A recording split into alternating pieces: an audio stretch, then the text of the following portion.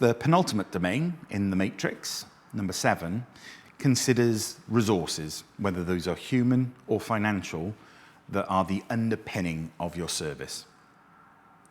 Indicators 7.1 and 7.2 are perhaps the classic pair that you would have anticipated seeing at some point in this matrix around staff recruitment and staff retention.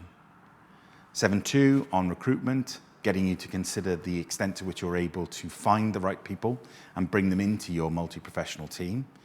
Are you able to do that, or do you find there are certain professional groups that you really struggle to employ?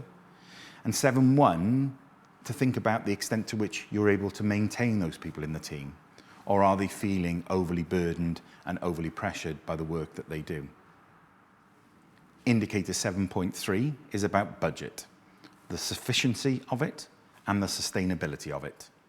And those two components will be reflected in your best fit statement. You might find that your budget is in place for a nice long period of time, but isn't really of the appropriate size. And this is one of those indicators where you might find that you're needing to shade a few of the statements in a lighter color.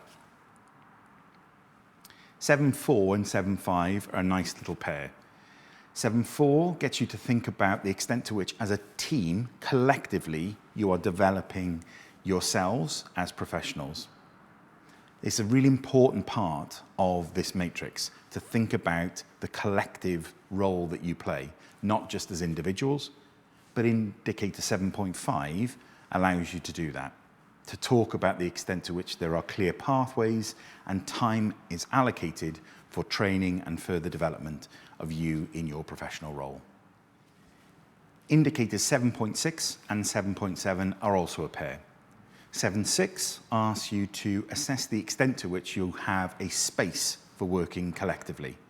Can you co-locate? And if you can, what does that mean for the practice that you have as a multi-professional team? If you're not able to co-locate, chances are you'll be scoring yourselves around statements 1, 2, possibly 3.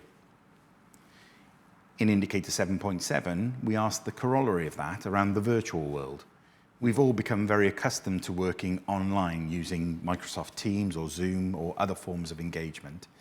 And indicator 7.7 is asking you to think about how well you use that virtual world. Do you collaborate effectively when you're online?